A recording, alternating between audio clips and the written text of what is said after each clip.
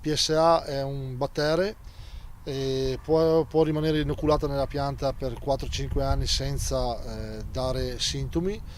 Eh, Entra tramite delle ferite che possono essere fatte dalla foglia quando cade, piuttosto che da una grandinata, piuttosto che da una ferita da taglio, e si va a colpire la pianta colpita in primavera, comincia a secciarne una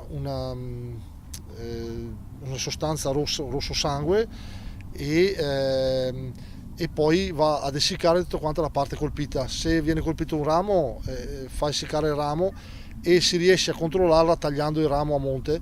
Se colpisce il tronco, purtroppo viene tagliata, però ci si rimette tutta quanta la pianta. Mentre al contrario, se entra in qualche parte della pianta lontana o dal tronco, dalla parte centrale, si riesce magari alla produzione a mantenerla. Purtroppo fin d'ora non sono stati trovati rimedi, se non quello del rame, di tenere disinfettato tutto quanto post raccolta o post potatura.